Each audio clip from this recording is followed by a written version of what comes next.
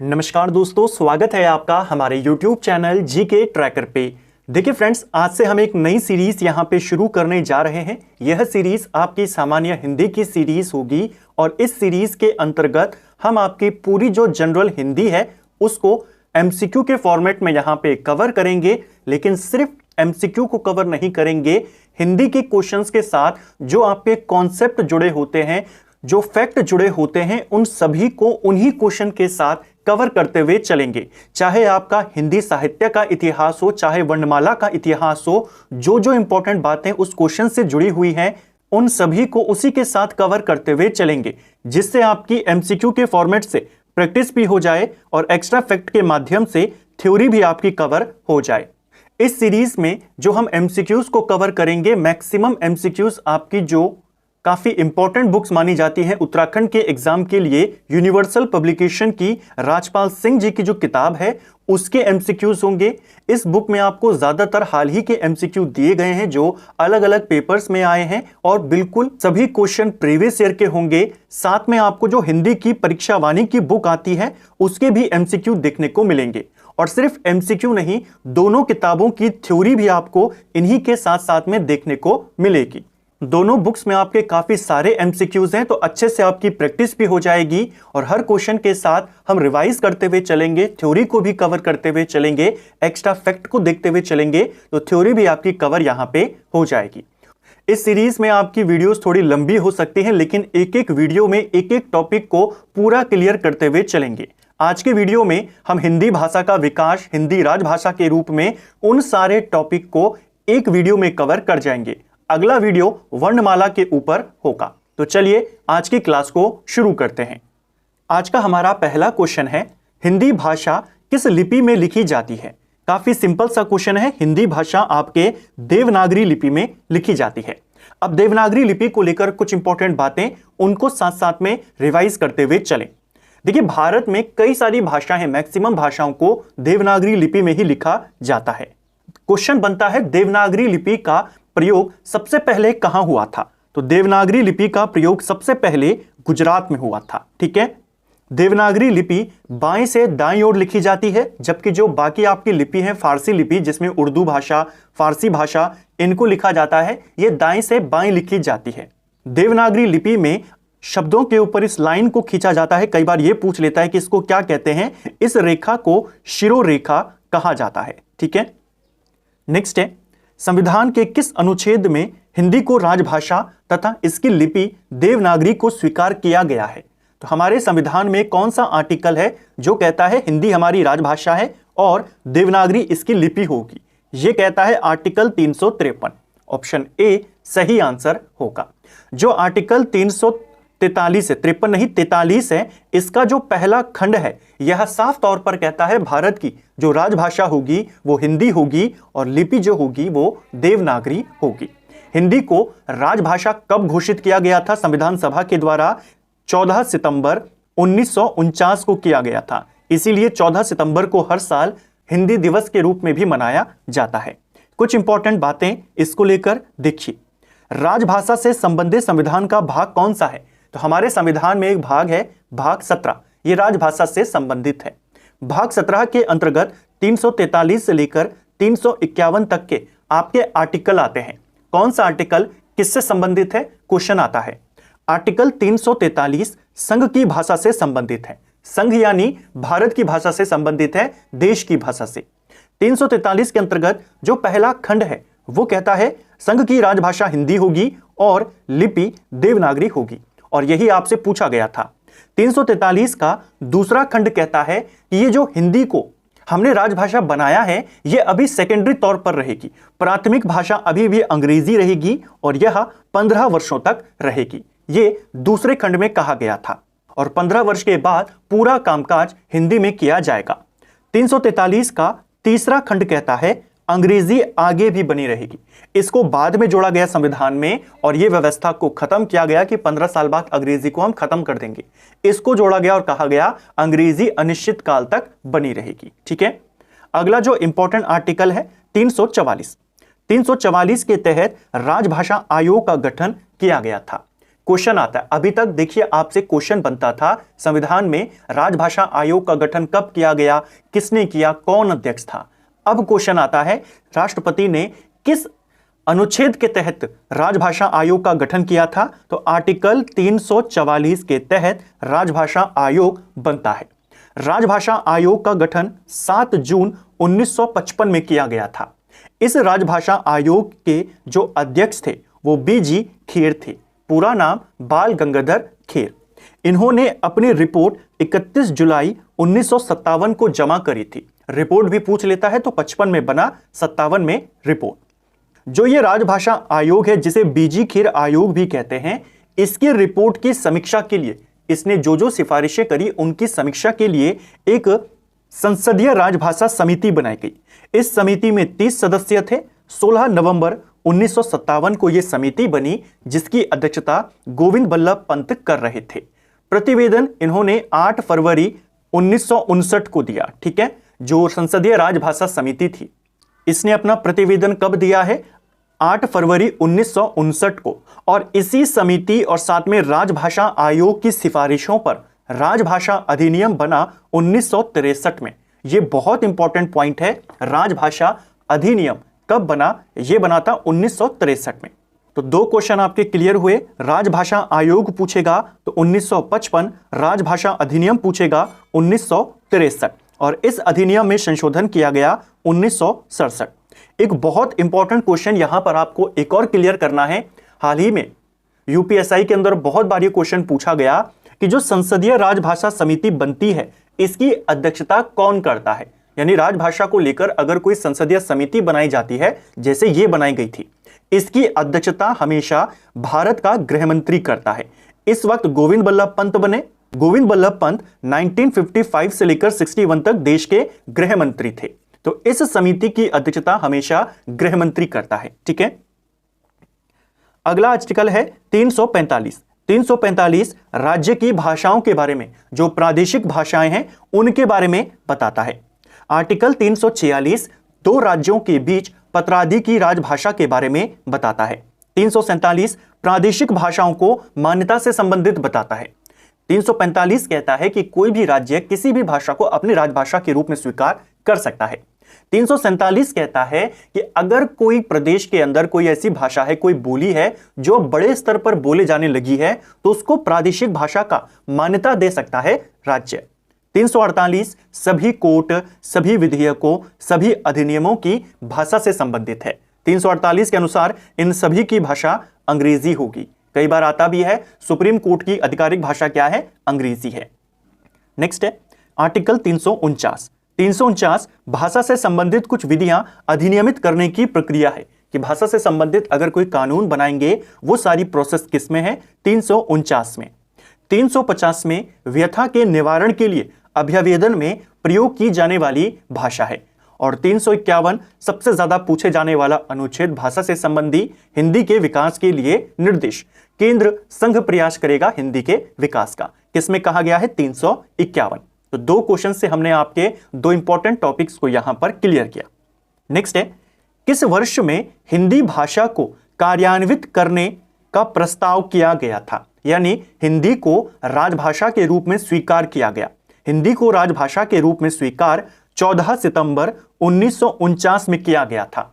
और इस प्रस्ताव को संवैधानिक मान्यता कब मिली, जब हमारा संविधान लागू हुआ 26 जनवरी 1950 को। ठीक है, नेक्स्ट है 14 सितंबर 1949 को भारतीय संविधान सभा ने हिंदी को भारत संघ की कौन सी भाषा का दर्जा दिया। तो हिंदी को दर्जा दिया था राजभाषा का। भारत की कोई भी राष्ट्रभाषा नहीं है, हिंदी जो है वो राजभाषा है। राजभाषा का शाब्दिक अर्थ क्या होता है, राजभाषा का शाब्दिक अर्थ होता है राजकाज की भाषा। पूर्व काल में इसे दरबारी भाषा भी कहते थे। ठीक है, जिस भाषा में राजकाज होता है, जैसे दिल्ली सल्तनत में फारसी में होता था, मुगल काल में फारसी में होता था, तो उसे दरबारी भाषा भी कहते थे। किसे, राजभाषा को। हिंदी को दरबारी भाषा नहीं कहते थे। ठीक है, भारत की राजभाषा हिंदी है। घोषणा 14 सितंबर 1949 को करी गई थी। राष्ट्रीय हिंदी दिवस 14 सितंबर को मनाया जाता है, इसीलिए मनाया जाता है। हिंदी को राजभाषा बनाने के लिए एक फॉर्मूला दिया गया था, जिसे मुंशी आयंगर फॉर्मूला कहा जाता है। इसके तहत यह कहा गया कि हिंदी को राजभाषा बनाएंगे और 15 साल तक अंग्रेजी को बनाए रखेंगे। तो यह फॉर्मूला किसने दिया था? मुंशी और अयंगर के द्वारा। जो के.एम. मुंशी थे और गोपाल स्वामी अयंगर थे, इन्होंने, इसीलिए इसे कहते हैं मुंशी अयंगर फॉर्मूला। हिंदी को राष्ट्रभाषा बनाने का विचार सबसे पहले कहां उठा था? यह विचार सबसे पहले बंगाल में उठा था। यह क्वेश्चन भी आता है। संविधान सभा में हिंदी को राजभाषा बनाने का प्रस्ताव किसने रखा था? तो हिंदी को राजभाषा बनाने का प्रस्ताव गोपाल स्वामी अयंगर ने रखा था और इसका समर्थन शंकरराव देव ने किया था। कई बार आता है कि कौन सा प्रस्ताव किसने रखा था और किसने उसका समर्थन किया। संविधान सभा में हिंदुस्तानी और हिंदी दोनों में से किसको चुना जाए, ये यहां पर बात थी। हिंदुस्तानी में आपके हिंदी उर्दू मिश्रित यहां पर शब्द होते हैं, हिंदी में ज्यादातर संस्कृत के होते हैं। हिंदुस्तानी को वोट मिले 77, हिंदी को मिले 78 और इस प्रकार हिंदी राजभाषा यहां पर बनी। ठीक है, अब राष्ट्रभाषा अलग अलग भाषाएं हैं, इनकी क्या परिभाषाएं हैं, कई बार पूछ लेता है। राष्ट्रभाषा यानी जिस भाषा के माध्यम से संपूर्ण राष्ट्र में विचार विनिमय संपर्क स्थापित किया जा सके, वो आपकी राष्ट्रभाषा कहलाती है। संपर्क भाषा क्या होती है? संपर्क भाषा जोड़ने वाली भाषा।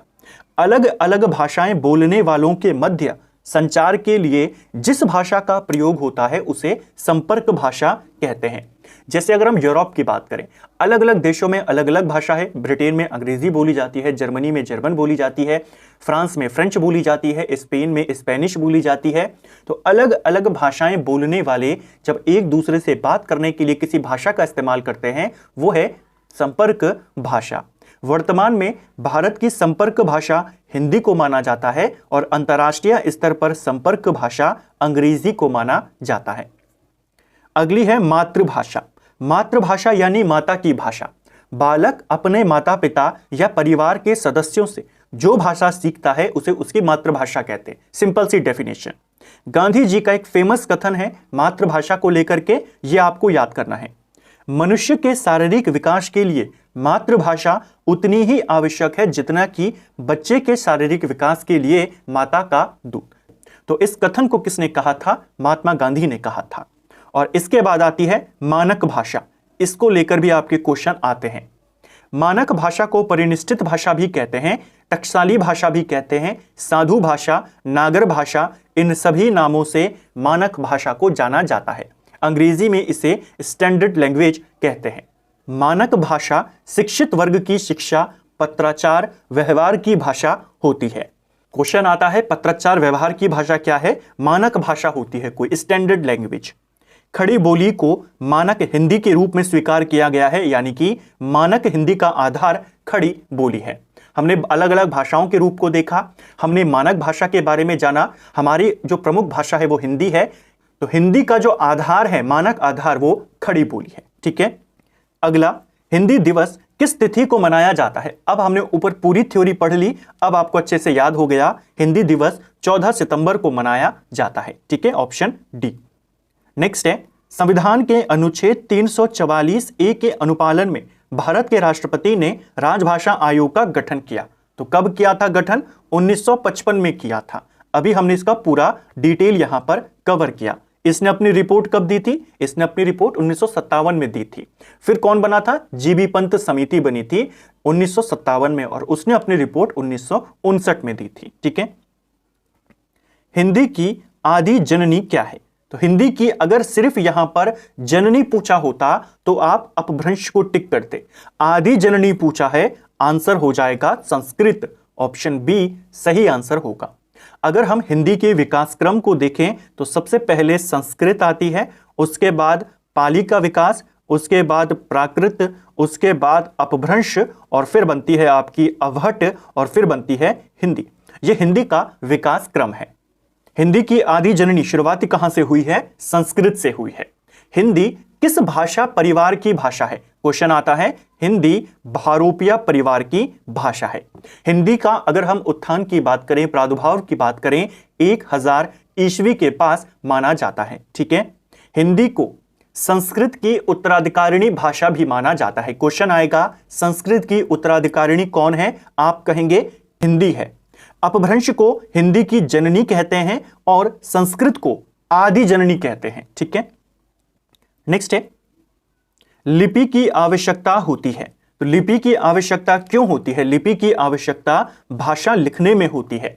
जो भी हम कहते हैं, जो भी हम सोचते हैं, हमारे विचारों को लिखने के लिए जिन चिन्हों की इस्तेमाल हम करते हैं व्यवस्थित रूप में, उसी को लिपि कहा जाता है। ठीक है, लिपि क्या होती है? भाषा लिखने के लिए जिन चिन्हों का हम प्रयोग करते हैं वो आपके लिपि चिन्ह कहलाते हैं और व्यवस्थित रूप से उसी को पूरा लिपि कहते हैं। नेक्स्ट है देवनागरी लिपि का सर्वप्रथम प्रयोग कहां हुआ था? तो देवनागरी लिपि का सबसे पहले इस्तेमाल हमने बात करी गुजरात में हुआ था। गुजरात के राजा जयभट्ट के शिलालेख में देवनागरी लिपि का सबसे पहले इस्तेमाल देखने को मिलता है। 7वीं 8वीं सदी की यह बात है। गुजरात के एक राजा जयभट्ट के शिलालेख में हमें देवनागरी का सबसे पहला प्रयोग मिलता है। देवनागरी की उत्पत्ति या जो इसका नामकरण है उसको लेकर भी यही माना जाता है। गुजरात में जो नागर ब्राह्मण थे उनके द्वारा इसको प्रयोग किया गया और नागरी नाम दिया गया। और जब देवनागरी लिपि अस्तित्व में आई थी, सबसे पहले इसे देवभाषा संस्कृत में लिपिबद्ध किया गया। संस्कृत को देवभाषा कहा जाता है और इसीलिए इसका नाम के साथ देव जुड़ गया और यह देवनागरी बन गया। विनोबा भावे ने देवनागरी लिपि को लोकनागरी कहा है। इस चीज को भी ध्यान रखना, लोकनागरी भी इसी को कहते हैं, विनोबा भावे ने कहा है। और जो विजयनगर साम्राज्य था, वहां के जो हमें दानपत्रों में जो लिपि देखने को मिली है, वहां पर नागरी लिपि को नंदी निगरी कहा गया है, नंदी नागरी। इसको भी ध्यान रखेंगे। ठीक है, वर्तमान हिंदी किस लिपि में लिखी जाती है? तो वर्तमान हिंदी देवनागरी लिपि में लिखी जाती है। ठीक है, जो विनोबा भावे हैं और साथ में राहुल सांकृत्यान, उन्होंने देवनागरी लिपि को दुनिया की सबसे ज्यादा वैज्ञानिक लिपि माना। और एक और विद्वान जिनका नाम है सुनीत कुमार चटर्जी, इनको लेकर भी क्वेश्चन बना था कि देवनागरी के स्थान पर रोमन लिपि का प्रयोग करने का सुझाव किसने दिया था? सुनीत कुमार चटर्जी। हिंदी किस भाषा की उत्तराधिकारिणी है? हिंदी संस्कृत की उत्तराधिकारिणी है। संसार की प्रमुख भाषाओं में हिंदी का स्थान क्या है? तो संसार की प्रमुख भाषाओं में हिंदी तीसरे स्थान पर आती है। पहले नंबर पे अंग्रेजी आती है, दूसरे नंबर पे चाइना की जो भाषा है मंडारिन वो आती है, हिंदी तीसरे स्थान पे आती है। भाषा लिखने के लिए प्रयुक्त चिन्हों के व्यवस्थित रूप को क्या कहते हैं? तो वही क्वेश्चन जिसको हमने अभी ऊपर एक्सप्लेन किया था, इसे लिपि कहते हैं। ऑप्शन डी सही आंसर हो जाएगा। ब्राह्मी से किस लिपि की उत्पत्ति हुई है? तो ब्राह्मी लिपि से आपकी आई है देवनागरी लिपि। ऑप्शन बी सही आंसर हो जाएगा। देवनागरी लिपि के अगर हम विकास की बात करते हैं तो चलिए इसको यहां पर एक्स्ट्रा फैक्ट के माध्यम से देखते हैं।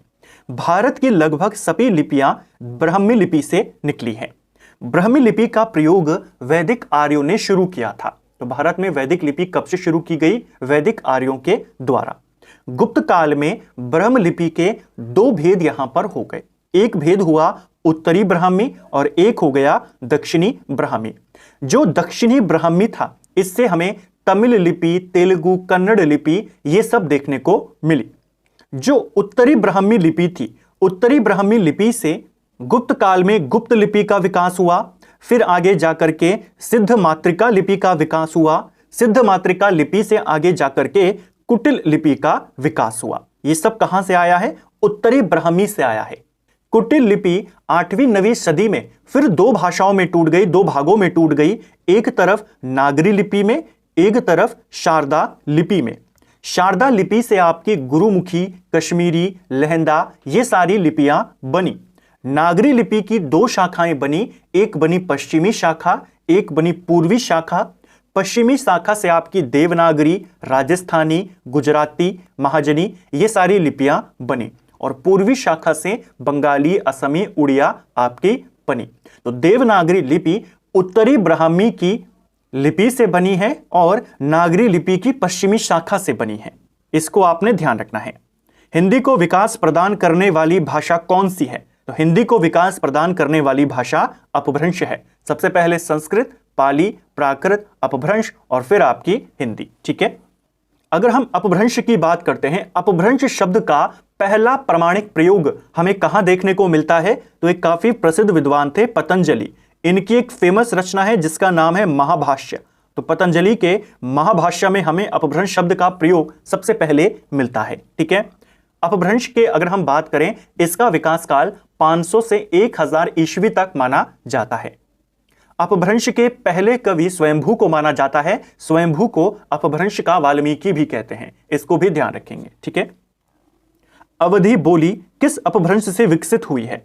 तो अवधी बोली आपके अर्धमागधी अपभ्रंश से आई है। ऑप्शन बी सही आंसर हो जाएगा। देखिए, अर्धमागधी अपभ्रंश से एक उपभाषा निकली जिसे कहते हैं पूर्वी हिंदी। कई बार क्वेश्चन आता है पूर्वी हिंदी का विकास किससे हुआ है? अर्धमागधी से हुआ है। इस पूर्वी हिंदी के अंतर्गत 3 बोलियां का विकास हुआ, जिसमें आपकी अवधी आती है, जिसमें आपकी बघेली आती है और आपकी छत्तीसगढ़ी आती है। तो इनडायरेक्टली अवधी कहां से आई है? अर्धमागधी से। हिंदी की मूल उत्पत्ति किससे मानी गई है? तो हिंदी की मूल उत्पत्ति सौरसेनी अपभ्रंश से मानी जाती है, ठीक है।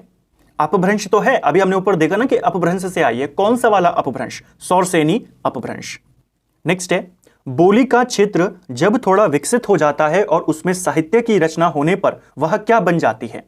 तो किसी छोटे क्षेत्र में जो बोले जाने वाली भाषा होती है उसे बोली कहते हैं। जब उसका क्षेत्र थोड़ा सा बढ़ जाता है तो उसे उपभाषा कहते हैं, और जब इसका क्षेत्र और ज्यादा विस्तार कर जाता है तो यह भाषा कहलाने लगती है, ठीक है।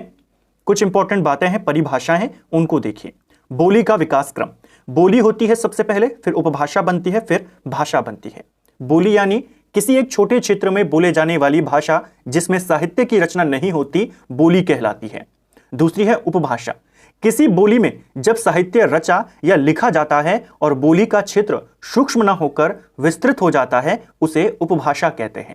और भाषा, जब किसी उपभाषा का क्षेत्र विस्तृत हो जाता है और उसमें साहित्य की रचना बड़े पैमाने पर होती है, वो भाषा कहलाती है, ठीक है। बोली, उपभाषा और भाषा। हिंदी की उपभाषाओं और बोलियों का वर्गीकरण सबसे पहले जॉर्ज गियर्सन ने किया था 1890 में। हिंदी की 5 उपभाषाएं हैं और 17 बोलियां मानी जाती है। तो सबसे पहले हिंदी का वर्गीकरण उपभाषाओं और बोलियों में किसने किया था? जॉर्ज गियर्सन ने किया था। इसने अपनी रचना modern vernacular literature of Hindustan में इसका उल्लेख किया था। इसके अलावा भारत का भाषाई सर्वेक्षण भी सबसे पहले किसने किया था? जॉर्ज गियर्सन ने किया था। 1894 से लेकर 1927 तक इसने भारत का पहला भाषाई सर्वेक्षण किया। इसकी एक फेमस किताब है ए लिंग्विस्टिक सर्वे ऑफ इंडिया, इसी सर्वेक्षण के आधार पर लिखी, तो इसको भी आपने ध्यान रखना है। हिंदी को जॉर्ज गियर्सन ने आम बोलचाल की महाभाषा कहा था। क्वेश्चन आता है, हिंदी को आम बोलचाल की महाभाषा किसने कहा? गियर्सन ने। और एक और फेमस अंग्रेज विलियम कैरी, इसने हिंदी किसी एक प्रदेश की भाषा नहीं बल्कि देश में सर्वत्र बोले जाने वाली भाषा है। किसने कहा था? विलियम कैरी ने कहा था।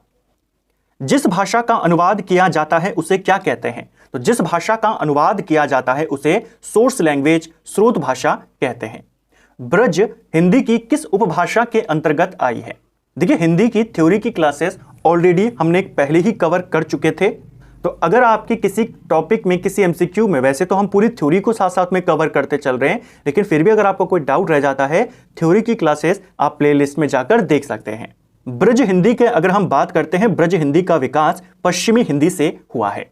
देखिए, जो सौरसेनी अपभ्रंश है उसी से एक उपभाषा निकली जो है पश्चिमी हिंदी। पश्चिमी हिंदी के अंतर्गत 5 बोलियां आती हैं जिनके नाम आपसे पूछे जाते हैं। पश्चिमी हिंदी के अंतर्गत खड़ी बोली आती है, पश्चिमी हिंदी के अंतर्गत हरियाणवी आती है, इसके अलावा ब्रज भाषा आती है, इसके अलावा बुंदेली आती है और कन्नौजी आती है। तो आपसे ब्रज पूछा था, आप बता देंगे। खड़ी हो हरियाणवी को बांगरू भी कहा जाता है और जाटू भी कहा जाता है। बुंदेली और कन्नौजी, सबके सबका बोलियों का विकास किससे हुआ है? पश्चिमी हिंदी से। पंजाब में हिंदी का प्रचार प्रसार किसने किया था? यह क्वेश्चन आपसे यूपीएसआई में पूछा गया था 2021 के अंदर। पंजाब में हिंदी का प्रचार श्रद्धाराम फुल्लौरी ने किया था। Option D. जयपुरी का स्थानीय नाम क्या है? तो देखिए, जयपुरी का स्थानीय नाम की अगर हम बात करते हैं, जो राजस्थानी उपभाषा है, सौरसेनी से ही निकली है। राजस्थानी उपभाषा की 4 उपबोलियां हैं, इसको आप ध्यान रखेंगे। इन 4 में आती है एक आपकी मारवाड़ी, इसके अलावा जयपुरी, इसके अलावा मेवाती और आपकी मालवी। ये राजस्थानी हिंदी की आपकी 4 बोलियां हैं। इनमें जो आपकी जयपुरी है इसे डुंडाड़ी कहा जाता है। ऑप्शन डी सही आंसर होगा। एक्स्ट्रा फैक्ट्स में देखते हैं, मारवाड़ी को पश्चिमी राजस्थानी कहते हैं, जयपुरी को डुंडाड़ी, पूर्वी राजस्थानी या हड़ौती के नाम से जानते हैं। इस वाले पॉइंट को याद करना, क्योंकि कई बार एग्जाम में पूछा गया हड़ौती किस क्षेत्र की बोली है। हड़ौती पूर्वी राजस्थान की बोली है। क्वेश्चन आ जाएगा ढूंढाड़ी किस क्षेत्र की है, पूर्वी राजस्थान। मेवाती उत्तरी राजस्थान की है और मालवी दक्षिणी राजस्थानी। ठीक है। आधुनिक भारतीय आर्य भाषाओं का विकास किससे हुआ है? तो आधुनिक जो आर्य भाषाएं हैं इनका विकास अपभ्रंश से हुआ है। ऑप्शन डी सही आंसर हो जाएगा। जो मध्यकालीन आर्य भाषाओं का विकास का काल माना जाता है वो 500 ईसा पूर्व से लेकर 1000 ईस्वी तक माना जाता है, और जो आधुनिक आर्य भाषाओं का काल माना जाता है वो 1000 ईस्वी से लेकर अभी तक माना जाता है। जो मध्यकालीन आपका आर्य भाषा का विकास था इसमें 500 ईसा पूर्व से लेकर 1000 ईस्वी तक 3 भाषाएं आती हैं, पाली, प्राकृत और अपभ्रंश। अपभ्रंश इसमें 500 से लेकर 1000 ईस्वी तक आती है, और इसके बाद आपका किसका विकास होता है? आधुनिक आर्य भाषाओं का। तो इसीलिए इसका आंसर क्या होगा? Option D. आधुनिक भारतीय आर्य भाषा का काल कब से कब तक का है? तो अभी हमने देखा आधुनिक भारतीय आर्य भाषा का काल 1000 ईस्वी से लेकर अभी तक है। ऑप्शन सी सही आंसर होगा। भारतीय आर्य भाषा को 3 काल में बांटा जाता है। एक है प्राचीन भारतीय आर्य भाषा, एक है आपका मध्यकालीन और एक आपका आधुनिक। कई बार क्वेश्चन दे देता है कि प्राचीन आर्य भाषा कौन सी है, मध्यकालीन कौन सी है, आधुनिक कौन सी है। जो प्राचीन भारतीय आर्य भाषा का काल था वो 1500 ईसा पूर्व से लेकर 500 ईसा पूर्व तक माना जाता है। मध्यकालीन का काल 500 ईसा पूर्व से लेकर 1000 ईस्वी तक माना जाता है, और आधुनिक का काल 1000 ईस्वी से लेकर अभी तक माना जाता है, और आपसे आधुनिक ही पूछा है। हिंदी का मानक रूप किस भाषा में विकसित हुआ है? तो हिंदी का मानक रूप अभी हमने ऊपर देखा था खड़ी बोली है। खड़ी बोली को लेकर कुछ इंपॉर्टेंट बातें उनको देखिए। खड़ी बोली को कौरवी भी कहते हैं। खड़ी बोली को कौरवी, जो ये नाम था राहुल सांकृत्यायन ने दिया था। ठीक है, तो खड़ी बोली को कौरवी किसने कहा था? राहुल सांकृत्यायन ने। खड़ी बोली हिंदी की उत्पत्ति सौरसेनी अपभ्रंश से हुई है। अभी हमने ऊपर इसको कवर किया था, हिंदी की उत्पत्ति कहां से हुई है? सौरसेनी अपभ्रंश। खड़ी बोली के जन्म का समय 1000 ईस्वी के आसपास माना जाता है। आज की हिंदी मूलतः खड़ी बोली पर ही आधारित होती है। खड़ी बोली का प्राचीनतम प्रयोग अमीर खुसरो की रचनाओं में मिलता है। खड़ी बोली का पहला कवि अमीर खुसरो ही माना जाता है।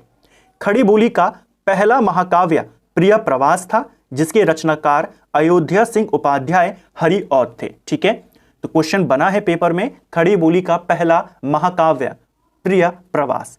खड़ी बोली का सबसे फेमस महाकाव्य आप कहेंगे कामयानी, जिसके रचयिता जयशंकर प्रसाद हैं।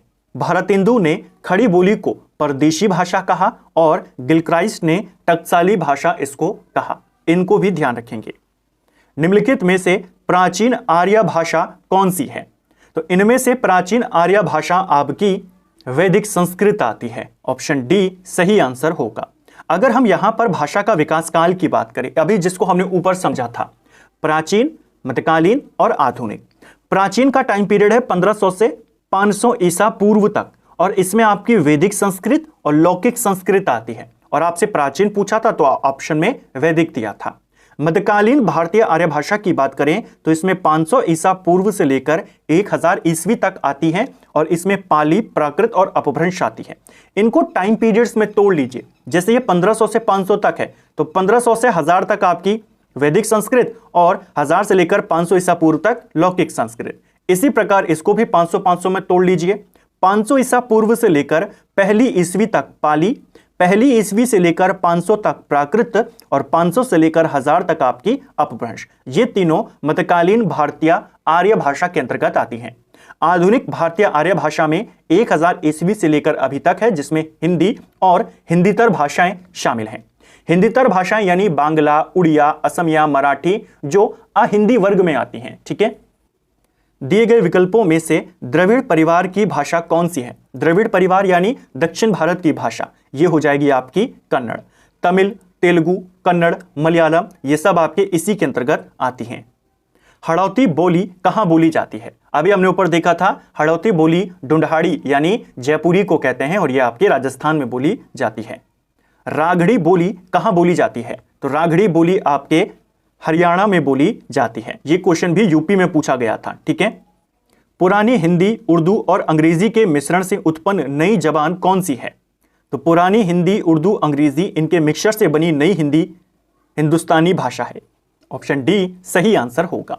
देखिए, खड़ी बोली की 3 शैलियां हैं, एक है हिंदी, एक है उर्दू और एक हिंदुस्तानी। हिंदी को संस्कृत बहुल खड़ी बोली है जिसमें लिपि नागरी है। अरबी फासा बहुल खड़ी बोली जो उर्दू है, इसमें लिपि फारसी है।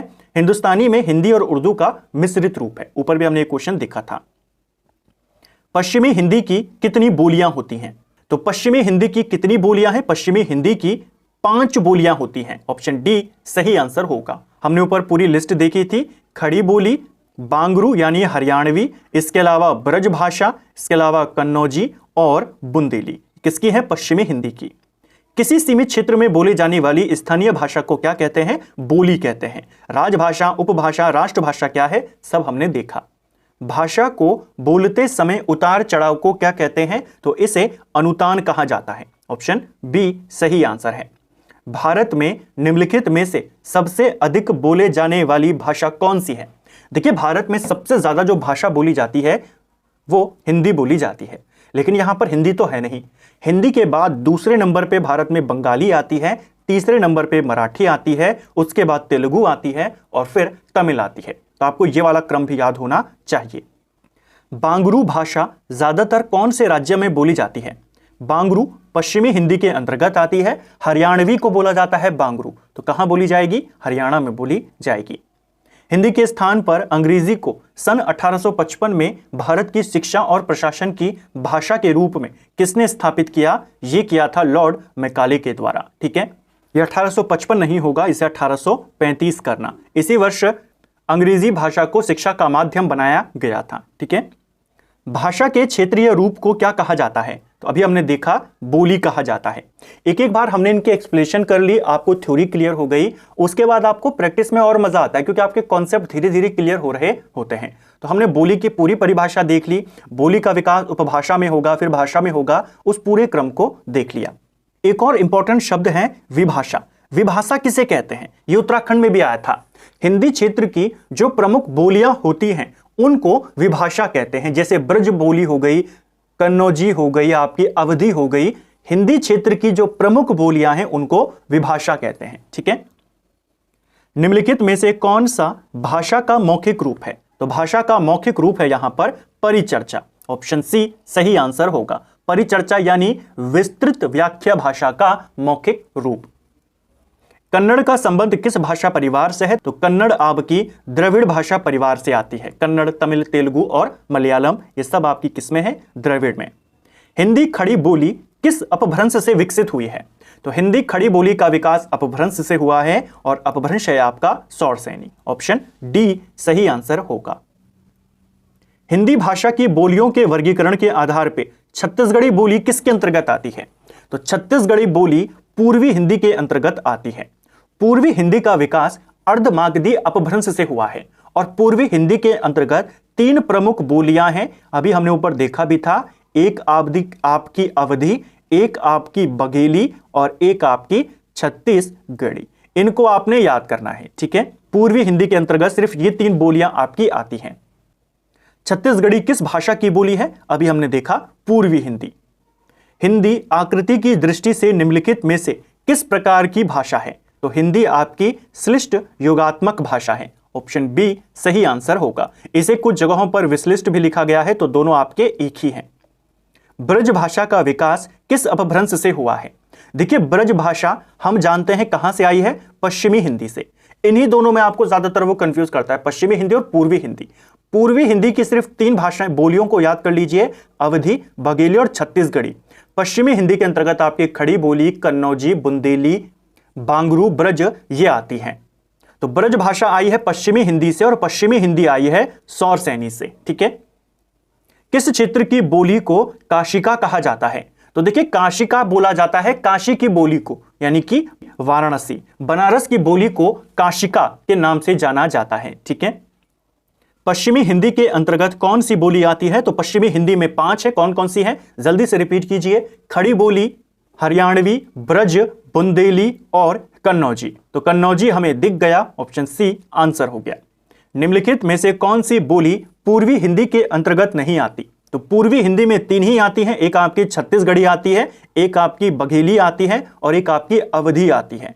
मगही इसमें शामिल नहीं है। ठीक है, निम्नलिखित में से कौन सी बोली राजस्थानी हिंदी के अंतर्गत आती है? तो राजस्थानी हिंदी में आपकी मेवाती आती है, मेवाती, मालवी, जयपुरी और आपकी मारवाड़ी। ठीक है, हिंदी के अतिरिक्त कौन सी भाषा देवनागरी लिपि में लिखी जाती है? ये क्वेश्चन हाल ही में पेपर में भी पूछा गया था। हिंदी के अलावा देवनागरी लिपि में कौन सी भाषाएं हैं जो लिखी जाती हैं? सही आंसर हो जाएगा यहां पर नेपाली। ऑप्शन बी सही आंसर होगा। प्रमुख भाषाओं की अगर हम बात करें जो देवनागरी में लिखी जाती हैं, आपकी हो गई हिंदी, आपकी हो गई संस्कृत, इसके अलावा पाली भाषा भी देवनागरी में है, मराठी, ये बहुत बार आती है पेपर में, ये भी देवनागरी में लिखी जाती है। इसके अलावा नेपाली हो गई, गढ़वाली हो गई, कोंकणी हो गई, कश्मीरी हो गई, भोजपुरी हो गई, ये सब किसमें आती हैं? देवनागरी लिपि में। खड़ी बोली निकली है, तो खड़ी बोली का विकास किससे हुआ है? पश्चिमी हिंदी से। भाषा के शुद्ध रूप का ज्ञान किससे होता है? तो भाषा के शुद्ध रूप का ज्ञान व्याकरण से होता है। Option C. किस बोली में ने परसर्ग लगाया जाता है? तो किस बोली में जो कारक चिन्ह है ने वो लगाया जाता है? ये खड़ी बोली में लगाया जाता है। ठीक है, भारतवर्ष के लिए हिंदी भाषा का नाम सबसे पहले किसने सुझाया था? तो भारतवर्ष के लिए हिंदी भाषा का नाम सबसे पहले राजा राम मोहन राय ने सुझाया था। Option B. मानक हिंदी का आधार क्या है? ऊपर हमने पूरा डिटेल में देखा, मानक हिंदी का आधार खड़ी बोली है। Option D. पूर्वी हिंदी किससे विकसित हुई है? अब आपको यह क्लियर हो गया, पूर्वी हिंदी अर्धमागधी से विकसित हुई है और पश्चिमी हिंदी सौरसेनी से विकसित हुई है। भारत में आर्य भाषा का आरंभ कब से माना जाता है? अब देखिए यहां पर प्राचीन, आधुनिक, मध्यकालीन नहीं दिया है, सिर्फ आर्य भाषा दिया है। तो आर्य भाषा की शुरुआत प्राचीन आर्य भाषा से होगी जो 1500 ईसा पूर्व से माना जाता है। तो 1500 ईसा पूर्व सही आंसर हो जाएगा। कौन हिंदी की उपभाषा नहीं है? हमने बात करी हिंदी की 5 उपभाषाएं हैं और 17 बोलियां हैं।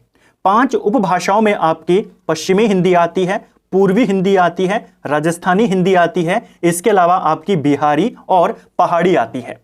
मराठी इसके अंतर्गत नहीं आती है। ठीक है, मराठी, नेपाली, सिंधी, पंजाबी ये सारे के सारे अहिंदी वर्ग में आते हैं। ठीक है, हाड़ौती बोली कहां की है? अब देखिए यहां पर विकल्प उसने किस तरीके से दिए। क्वेश्चन हम इसको कर चुके हैं, वही क्वेश्चन है। हाड़ौती बोली पूर्वी राजस्थान की है और यह क्वेश्चन आपसे यूपी में पूछा गया था और मैक्सिमम क्वेश्चन आपके हाल ही के हैं, जैसे मैंने शुरुआत में कहा, और उत्तराखंड में आने के इनके बहुत ज्यादा चांसेस हैं। तो पहले तो सिर्फ राज्य का नाम था राजस्थान, अब उसने दे दिया कौन सा वाला राजस्थान। पूर्वी राजस्थान की बोली है हाड़ौती। ठीक है, जो जयपुरी है उसे ही कहा जाता है, ढूंढाड़ी भी कहते हैं, पूर्वी राजस्थानी भी कहते हैं। भारत के किस प्रांत में कोंकणी भाषा बोली जाती है? देखिए कुछ राज्यों में जो आपकी आधिकारिक भाषाएं हैं उनके नाम पूछे जाते हैं, जैसे उत्तराखंड की आधिकारिक भाषा हिंदी है, दूसरी कौन है? संस्कृत है। इसी प्रकार हिमाचल की कौन है? हिमाचल में भी हिंदी है, दूसरी कौन है? संस्कृत है। तो प्रमुख राज्यों की राजभाषा यानी आधिकारिक भाषा पूछी जाती है। कोंकणी की बात करें तो कोंकणी आपके महाराष्ट्र और गोवा में ज्यादा बोली जाती है। ठीक है, ऑप्शन सी सही आंसर हो जाएगा। गोवा की आधिकारिक भाषा है कोंकणी और उसके बाद वहां दूसरी आधिकारिक भाषा मराठी है। ठीक है, तो कोंकणी आपके गोवा और महाराष्ट्र में बोली जाती है। अगर हम आंध्र प्रदेश की बात करें, आंध्र प्रदेश की जो आधिकारिक भाषा है वो तेलुगु है। तेलंगाना की भी तेलुगु है। बिहार की हिंदी है, दूसरी वहां उर्दू है। कर्नाटक में कन्नड़ है, केरल में मलयालम है और जो आपके नॉर्थ ईस्ट के इलाके हैं ज्यादातर उनमें अंग्रेजी आधिकारिक भाषा है, चाहे मेघालय हो, नागालैंड हो, अरुणाचल हो, इनमें आधिकारिक भाषा अंग्रेजी है। असम में असमिया है और त्रिपुरा सबसे इंपॉर्टेंट है क्योंकि त्रिपुरा में बंगाली वहां की आधिकारिक भाषा है, इसको ध्यान रखेंगे। ठीक है, रामचरितमानस की रचना किस भाषा में की गई है? तो रामचरितमानस इसकी रचना अवधी भाषा में करी गई है। ऑप्शन बी सही आंसर होगा। तुलसीदास ने इसकी रचना करी है अवधी भाषा में। तुलसीदास को लेकर क्वेश्चन आते हैं कि उनकी माता का नाम क्या था, उनके पिता का नाम क्या था। उनके माता का नाम हुलसी देवी था, उनके पिता का नाम आत्माराम दुबे था। तुलसीदास का जन्म 1532 में हुआ और निधन 1623 में हुआ। तुलसीदास अकबर के समकालीन थे और जो एक अंग्रेज है विंसेंट स्मिथ, उसने तुलसीदास को मुगल काल का सबसे बड़ा विद्वान माना है। तुलसीदास के गुरु का नाम नरहरि दास था, जिनको नरहरियानंद भी कहा जाता है। ठीक है, तुलसीदास के कई सारे प्रमुख नाम हैं, जैसे उनको हिंदी का जातीय कवि कहते हैं, मानस का हंस कहते हैं, लोकनायक कहते हैं, कवि शिरोमणि भी उनको कहा जाता है। तुलसीदास के बचपन का नाम था रामपोला और उनकी फेमस रचना रामचरितमानस अकबर के समकालीन थे। अकबर के काल में ही लिखी गई, 1574 में उन्होंने इसकी रचना करी और अवधी भाषा में करी। जो आपके हिंदी साहित्य के लेखक हैं, गद्य के लेखक, पद्य के लेखक, उनको लेकर ऑलरेडी 2 अलग वीडियो बने हुए हैं, मास्टर वीडियोस दोनों, जिसमें हमने एक एक लेखक की सभी इंपॉर्टेंट फैक्ट्स को कवर किया है। प्लेलिस्ट से आप उन्हें देख सकते हैं। खड़ी बोली का प्रथम कवि कौन माना जाता है? तो खड़ी बोली का पहला कवि अमीर खुसरो को माना जाता है। खड़ी बोली हिंदी का अन्य सही नाम क्या है? तो खड़ी बोली का दूसरा नाम क्या है? खड़ी बोली का नाम है कौरवी, ऑप्शन सी। खड़ी बोली को कौरवी नाम किसने दिया था? राहुल सांकृत्यायन ने दिया था। हिंदी शब्द किसका दिया हुआ है? यह क्वेश्चन भी आता है कि हिंदी किस भाषा का शब्द है। हिंदी जो शब्द है इसे ईरानियों ने दिया था, ऑप्शन बी सही आंसर होगा। जो हिंदी शब्द है सिंधु नदी से इसका उत्पन्न यहां पर जुड़ा हुआ है। जो ईरानी होते थे वो सिंधु नदी को हिंदू नदी कहते थे। बाद में हिंदू के साथ ई यहां पर प्रत्यय जुड़ गया और हिंदू से वो हिंदी बन गया। तो ईरानी लोग कहते थे, और ईरानी जो यहां पर प्रत्यय था, ईरानी भाषा की जो उनकी भाषाएं थी, फारसी भाषा, उनमें जो प्रत्यय लगता था ई, उसको यहां पर जोड़ दिया और हिंदी यहां पर बन गया। तो हिंदी, हिंदू, हिंदुस्तान, ये सब आपके ईरानियों की देन है और ईरानियों की भाषा फारसी भाषा थी। तो ये सारे के सारे शब्द फारसी भाषा के शब्द हैं। अगर आपसे क्वेश्चन आए हिंदी किस भाषा का शब्द है, आप कहेंगे फारसी भाषा का। एक और क्वेश्चन आता है हिंदी शब्द का प्रयोग सर्वप्रथम किस भाषा की रचना में मिलता है? तो भी आंसर होगा फारसी भाषा की रचनाओं में। पंजाबी भाषा किस लिपि में लिखी जाती है? तो पंजाबी भाषा गुरुमुखी लिपि में लिखी जाती है। ठीक है, जो उर्दू है, फारसी है, वो फारसी लिपि में लिखी जाती है। अंग्रेजी, फ्रेंच, जर्मन वो रोमन लिपि में लिखी जाती है। पंजाबी गुरुमुखी लिपि में लिखी जाती है। और देवनागरी में कौन कौन लिखी जाती है? देवनागरी में मराठी, संस्कृत, नेपाली, हिंदी, इन 4 को याद कर लीजिए, 4 ज्यादा इंपॉर्टेंट है। खड़ी बोली का प्रथम महाकाव्य अभी हमने ऊपर देखा था प्रिय प्रवास। रचनाकार कौन है इसके रचयिता हैं अयोध्या सिंह उपाध्याय, हरिऔध। इनमें बिहारी हिंदी का रूप कौन है? ऊपर हमने पश्चिमी और पूर्वी हिंदी को तो देख लिया, बिहारी हिंदी भी यहां पर एक उपभाषा है जिसके अंतर्गत 3 बोलियां निकली हैं, जिसमें आपकी भोजपुरी, मगही और मैथिली शामिल है। अवधि आप जानते हैं पूर्वी हिंदी का है, तो आपको सिर्फ इतना पता होना चाहिए था। नेक्स्ट है बौद्ध धर्म से जुड़े साहित्य की भाषा क्या है? तो बौद्ध धर्म से जुड़े साहित्य आपके पाली भाषा में लिखे गए थे, ऑप्शन डी सही आंसर होगा। कई बार यह भी आता है पाली किस धर्म की भाषा है? बौद्ध धर्म की। ठीक है, पाली का विकास 500 ईसा पूर्व से लेकर पहली ईस्वी तक माना जाता है। ठीक है, महात्मा बुद्ध ने जो अपने सभी उपदेश दिए वो पाली में ही उन्होंने दिए थे। पाली भाषा का जो प्राचीनतम प्रयोग हमें देखने को मिलता है वो श्रीलंका के दीपवंश में देखने को मिलता है। जो श्रीलंका का एक फेमस ग्रंथ है दीपवंश, उसमें हमें इसका पहला उल्लेख मिलता है। अशोक के शिलालेखों में भी यही भाषा अंकित है, इसको आपने ध्यान रखना है। हरियाणवी और बांगरू बोली किस अपभ्रंश से विकसित हुई है? तो हरियाणवी बांगरू आई है सौरसेनी अपभ्रंश से, पश्चिम उत्तरी सौरसेनी अपभ्रंश, ऑप्शन ए। हिंदी का पाणिनि किसे कहा जाता है? देखिए, हिंदी का पाणिनि कहा जाता है किशोरी दास वाजपेयी को, ऑप्शन डी सही आंसर हो जाएगा। खड़ी बोली या हिंदी का जो मानक स्वरूप है उसे वैज्ञानिक दृष्टि से और संपन्न करने के लिए काफी इंपॉर्टेंट योगदान रहा किशोरी दास वाजपेयी का, और इसीलिए इन्हें हिंदी का पाणिनि कहा जाता है। हिंदी का प्रथम व्याकरण लिखने वाले विद्वान कौन है? हिंदी का पहला व्याकरण जो लिखा गया था वो जेशुआ केटलर के द्वारा लिखा गया था, ऑप्शन ए सही आंसर हो जाएगा। जो जेशुआ केटलर है यह डच यात्री था, नीदरलैंड से आया था। जब यह गुजरात में आया, यहां पर जो भाषा चलती थी वो हिंदी गुजराती का मिश्रित रूप चलती थी, तो इसको दिक्कत हुई उस भाषा को बोलने में, तो इसने डच भाषा में हिंदी का पहला व्याकरण लिखा और इसीलिए इसे हिंदी का पहला व्याकरण लिखने वाला माना जाता है। अपभ्रंश का वाल्मीकि किसे कहते हैं? सिंपल सा क्वेश्चन है, स्वयंभू को कहते हैं। नेक्स्ट है भारत के उच्चतम न्यायालय तथा उच्च न्यायालयों की भाषा संबंधी निर्देश किस अनुच्छेद में है? तो हाई कोर्ट, सुप्रीम कोर्ट, सभी प्रकार के कोर्ट, सभी प्रकार के विधेयक कौन से अनुच्छेद में है? 348। भारतीय संविधान में 22 भाषाओं को आधिकारिक भाषा का दर्जा दिया गया है, जिसमें यह भाषा शामिल नहीं है। कौन सी भाषा शामिल नहीं है? इन 22 भाषाओं में भोजपुरी शामिल नहीं है। 22 भाषाओं की बात करें, हमारे संविधान में एक अनुसूची है, 8वीं अनुसूची, उसमें 22 भाषाओं का उल्लेख है। शुरुआत में 14 भाषाएं थी, जिसमें असमिया, बांग्ला, गुजराती, हिंदी, कन्नड़, कश्मीरी, मलयालम, मराठी, उड़िया, पंजाबी, संस्कृत, तेलुगु, तमिल और उर्दू शामिल थी। 1967 में 21वां संशोधन हुआ, सिंधी को जोड़ा गया। 1992 में 71वां संशोधन हुआ, कोंकणी, मणिपुरी, नेपाली को जोड़ा गया। 2003 में 92वां संशोधन हुआ, जिसमें बोडो, डोंगरी, मैथिली, संथाली को जोड़ा गया। ठीक है, भारतीय संविधान के अनुच्छेद 210 में निर्देशित है, तो 210 विधानमंडल में प्रयुक्त होने वाली भाषा के बारे में बताता है। केंद्रीय हिंदी निदेशालय की स्थापना कब हुई थी? तो केंद्रीय हिंदी निदेशालय, इसे 1960 में बनाया गया था। ऑप्शन डी सही आंसर हो जाएगा। कई बार ये क्वेश्चन आया है, केंद्रीय हिंदी निदेशालय किस मंत्रालय के अधीन काम करता है, या शिक्षा मंत्रालय के अधीन है। ठीक है, नेक्स्ट है, अवधी बोली का अन्य नाम क्या है? तो अवधी बोली को कौशली बोली के नाम से भी जाना जाता है। ऑप्शन बी सही आंसर है।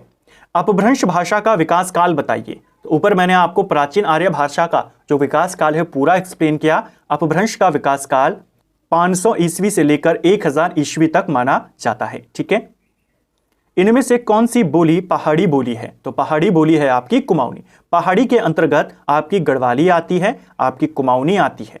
अब देखिए, हमने ऊपर कहा हिंदी की 5 उपभाषाएं हैं और 17 बोलियां हैं। जब पहाड़ी के अंतर्गत गढ़वाली और कुमाऊनी को शामिल करते हैं तो 17 है, और जब पहाड़ी के अंतर्गत नेपाली भी आती है, लेकिन कुछ जगहों पर नेपाली को पहाड़ी में शामिल नहीं किया गया है, अगर नेपाली को भी जोड़ दें तो ये 18 हो जाता है। ठीक है, विश्व हिंदी सचिवालय का मुख्यालय कहां स्थित है? तो विश्व हिंदी सचिवालय 2008 में खोला गया था, मॉरिशस में है। Option B. किस बोली में ने परसर्ग लगाया जाता है? ऊपर देखा था खड़ी बोली। ब्रज भाषा का विकास किस अपभ्रंश से हुआ है? तो ब्रज भाषा सौरसेनी अपभ्रंश से आई है। Option A. 11वां विश्व हिंदी सम्मेलन कहां संपन्न हुआ था? तो विश्व हिंदी सम्मेलनों के बारे में यूपीएससी का जो एग्जाम हुआ था 2021 में बहुत बार पूछा गया। 12वां बताइए, 11वां बताइए, 10वां बताइए, तीसरा बताइए, छठा बताइए, इस तरीके से। 11वां विश्व हिंदी सम्मेलन आपके मॉरिशस में हुआ था, पोर्ट लुई में हुआ था। ठीक है, ऑप्शन सी सही आंसर होगा। 11वां विश्व हिंदी सम्मेलन 2018 में हुआ था। ठीक है, संथाली भाषा किस भाषा परिवार से संबंधित है? संथाली भाषा की अगर हम बात करते हैं तो संथाली भाषा ऑस्ट्रिक परिवार की भाषा है। ऑप्शन सी सही आंसर हो जाएगा। ज्यादातर यह बोली मेघालय में बोली जाती है। संथाली, खासी कहां की बोलियां हैं? दोनों को याद कर लीजिए, संथाली और खासी मेघालय में बोली जाती हैं, ऑस्ट्रिक परिवार की भाषाएं हैं। सौरसेनी अपभ्रंश के अंतर्गत आने वाली भाषा नहीं है। तो सौरसेनी अपभ्रंश से आपकी कौन कौन सी भाषाएं निकली हैं? पश्चिमी हिंदी, राजस्थानी हिंदी और गुजराती। सिंधी इसके अंतर्गत नहीं आती है, सिंधी आपके ब्राचड़ अपभ्रंश के अंतर्गत आती है। पश्चिमी हिंदी का उद्भव अपभ्रंश के किस रूप से हुआ है? तो अपभ्रंश के सौरसेनी से निकली है पश्चिमी हिंदी। बुंदेली किस उपभाषा समूह की बोली है? तो बुंदेली आपकी पश्चिमी हिंदी में आती है। ठीक है, भाषा के मानकीकरण का संबंध भाषा के किस रूप से है? तो भाषा के मानकीकरण का संबंध भाषा के लिखित रूप से है। Option A. अवधि का विकास किस अपभ्रंश से हुआ है? तो अवधि बोली आपकी कहां से आई है? अर्धमागधी से। अर्धमागधी से पूर्वी हिंदी, पूर्वी हिंदी से अवधि। पंजाबी का विकास किससे हुआ है? देखिए, पंजाबी का विकास कुछ जगहों पर ब्राचड़ से भी माना गया है, लेकिन आपने पहला रेफरेंस पैशाची को देना है। जो पैशाची अपभ्रंश है, यहां से निकली है आपकी पंजाबी। निम्नलिखित में से किस अपभ्रंश से असमिया भाषा की उत्पत्ति हुई है? तो असमिया भाषा निकली है आपके मागधी अपभ्रंश से। मागधी अपभ्रंश से आपकी 4 उपभाषा निकली हैं। एक है आपकी बिहारी, एक आपका उड़िया, इसके अलावा बांग्ला और एक आपका असम। इसको ऐसे में याद कर लीजिए। पश्चिमी हिंदी तो बहुत फेमस है, बहुत बार हमने उनको पढ़ लिया कि पश्चिमी हिंदी से आपकी कौन कौन सी बोलियां और पश्चिमी हिंदी सौरसेनी से आई है, वो तो हमने देख लिया। इसको ऐसे याद कर लीजिए, मागधी यानी मगध, मगध यानी कि पटना, पटना यानी बिहार। पूर्व काल में अंग्रेजों के टाइम पे बिहार, बंगाल, उड़ीसा और असम सारे एक ही होते थे। 1912 में तो बिहार को अलग किया गया था। तो बंगाल, बिहार, उड़ीसा, असम ये सबके सब एक हैं और सबके सब मागधी के अंतर्गत आते हैं। तो असम से असमिया, बंगाल से बंगाली, बिहार से बिहारी और उड़ीसा से उड़िया। ठीक है, तो असमिया किसकी कहां से आई है? मागधी से आई है। पश्चिमी हिंदी का विकास किस अपभ्रंश से हुआ है? सौरसेनी अपभ्रंश से। अधिकतर भारतीय भाषाओं का विकास किस लिपि से हुआ है? तो ज्यादातर भारतीय भाषाएं ब्राह्मी लिपि से निकली हैं। ऑप्शन ए सही आंसर हो जाएगा। इनमें से कौन सी भाषा संस्कृत भाषा की अपभ्रंश है? तो संस्कृत की अपभ्रंश पाली भाषा है, क्योंकि हमने जब क्रम देखा था सबसे पहले संस्कृत, फिर आती है पाली और फिर आती है प्राकृत। तो संस्कृत का अपभ्रंश कौन है? पाली। पाली का कौन है? प्राकृत। और प्राकृत का अपभ्रंश अपभ्रंश कहलाता है। राजभाषा संबंधी प्रावधानों का उल्लेख संविधान के किन अनुच्छेदों में है? तो 343 से 51 के बीच में। ऊपर हमने डिटेल में देखा था। हिंदी भाषा कौन सी लिपि में लिखते हैं? तो हिंदी भाषा को देवनागरी लिपि में लिखा जाता है। वर्तमान हिंदी का प्रचलित रूप कौन सा है? तो वर्तमान हिंदी का प्रचलित रूप है खड़ी बोली। Option A. इनमें से कौन सी भाषा भारोपीय परिवार की भाषा नहीं है? तो भारोपीय परिवार की भाषा मलयालम नहीं है, यह द्रविड़ भाषा परिवार की भाषा है। प्रथम राजभाषा आयोग के अध्यक्ष कौन थे? तो पहले राजभाषा आयोग 1955 में जो बना, बी.जी. खेर इसके अध्यक्ष थे। इनमें से कौन सी बोली हिंदी भाषा के अंतर्गत नहीं आती है? तो हिंदी के अंतर्गत आपकी तेलुगु नहीं आती है। तेलुगु द्रविड़ के अंतर्गत आती है, दक्षिण भारत में आती है। भाषा की सबसे छोटी इकाई को क्या कहा जाता है? तो भाषा की सबसे छोटी इकाई को वर्ण कहा जाता है। ऑप्शन सी सही आंसर होगा। देखिए, भाषा की सबसे छोटी इकाई होती है वर्ण। वर्ण का उच्चारित रूप होता है ध्वनि। यानी अगर हम लिखेंगे तो वर्ण हो गया, बोलेंगे तो ध्वनि हो गई। वर्णों का जो व्यवस्थित समूह होता है उसे वर्णमाला कहते हैं। पेपर में क्वेश्चन आया था वर्णमाला, या क्वेश्चन ऐसा था वर्णों के व्यवस्थित समूह को क्या कहते हैं? तो वर्णों के व्यवस्थित समूह को वर्णमाला कहते हैं। और अगर क्वेश्चन ऐसा हो वर्णों के समूह को क्या कहते हैं, तो उसे वर्ण समूह कहते हैं। व्यवस्थित समूह को ही सिर्फ वर्णमाला कहेंगे। अगर उनको आपने व्यवस्थित नहीं लगाया है तो वो सिर्फ वर्ण समूह कहलाएगा। ठीक है। एक और क्वेश्चन आता है, भाषा की सबसे छोटी सार्थक इकाई कौन सी है? तो सबसे छोटी सार्थक इकाई होती है शब्द। इनमें से पश्चिमी हिंदी की बोली कौन सी है? तो पश्चिमी हिंदी में आपने बतानी है कन्नौजी आंसर हो जाएगा। पंजाबी भाषा का उद्भव किस अपभ्रंश से माना जाता है? अब देखिए, जैसा मैंने कहा, कहीं पर पेशाची है, कहीं पर ब्राह्मण है। आपने पहला रेफरेंस इसी को देना है। अगर ये ना होता तो हम इसको टिक करते। अभी आंसर क्या है? Option A. गारो किस राज्य में बोली जाती है? तो गारो, खासी, संथाली ज्यादातर मेघालय में बोली जाती है। देवनागरी लिपि के स्थान पर रोमन लिपि स्वीकार करने का सुझाव किसने दिया था? तो देवनागरी के स्थान पर रोमन लिपि स्वीकार करने का सुझाव सुनीति कुमार चटर्जी ने दिया था। ऑप्शन बी सही आंसर है। भारतीय संविधान की 8वीं अनुसूची में कितनी भाषाएं शामिल हैं? हमारी जो 8वीं अनुसूची है इसमें वर्तमान में कुल 22 भाषाएं शामिल हैं। ऑप्शन बी सही आंसर है। नेक्स्ट है, इनमें से कौन सी बोली पश्चिमी हिंदी की बोली नहीं है? तो देखिए, पश्चिमी हिंदी की बोली नहीं है अवधी। कई बार हमने इसे ऊपर देखा है, यह आपके पूर्वी हिंदी की बोली है। हिंदी को राजभाषा बनाने का निर्णय कब लिया गया था? तो कब लिया गया? 14 सितंबर 1949। ऑप्शन ए सही आंसर हो जाएगा। इनमें से कौन सी भाषा द्रविड़ परिवार की भाषा है, यानी दक्षिण भारत की भाषा है? सही आंसर हो जाएगा ऑप्शन डी। कन्नड़, मलयालम, तेलुगु, तमिल। ऊपर भी देखा सारी किस प्रकार की भाषाएं हैं? द्रविड़ परिवार की भाषाएं। यह बोली पूर्वी हिंदी वर्ग की बोली नहीं है। पूर्वी हिंदी वर्ग और पश्चिमी हिंदी वर्ग, जैसा हमने कहा, ज्यादातर आपसे यही पूछा जाता है। पूर्वी हिंदी वर्ग में 3 बोली आती है, पश्चिमी में 5 आती है। पूर्वी की 3 बोलियां याद कर लीजिए। इसमें आपकी बघेली, अवधी और छत्तीसगढ़ी, ये 3 शामिल हैं। बुंदेली पश्चिमी हिंदी के अंतर्गत आती है। त्रिपुरा राज्य की राजभाषा कौन सी है? काफी इंपॉर्टेंट पॉइंट है। त्रिपुरा की राजभाषा बांग्ला है। ऑप्शन ए सही आंसर हो जाएगा। राजभाषा यानी यहाँ की आधिकारिक भाषा। नॉर्थ ईस्ट में मैक्सिमम अंग्रेजी है, लेकिन त्रिपुरा में आपको बांग्ला देखने को मिलती है। ठीक है। नेक्स्ट है, 11वां विश्व हिंदी सम्मेलन किस वर्ष संपन्न हुआ था? तो 11वां विश्व हिंदी सम्मेलन 2018 में हुआ था। यह सम्मेलन आपके पोर्ट लुई मॉरिशस में आयोजित किया गया। हाल ही में 2023 के अंदर फरवरी के महीने में 12वां विश्व हिंदी सम्मेलन आयोजित किया गया है। यह आयोजित किया गया था फिजी देश के नांदी शहर के अंदर। इसको भी आपने ध्यान रखना है। पहला विश्व हिंदी सम्मेलन कब आयोजित किया गया? तो पहला विश्व हिंदी सम्मेलन 10 जनवरी 1975 में आयोजित किया गया था। यह सम्मेलन नागपुर में आयोजित किया गया।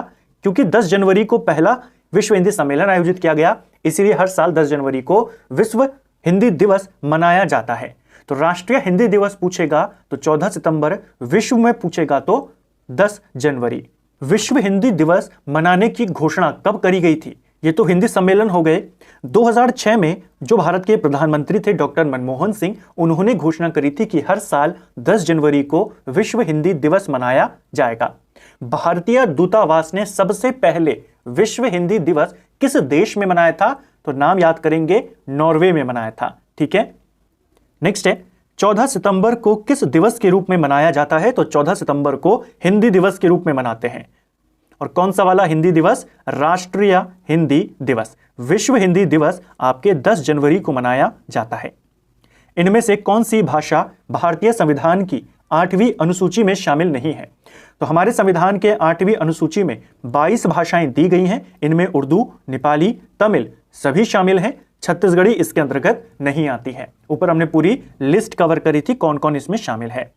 इनमें से कौन सी भाषा द्रविड़ भाषा नहीं है?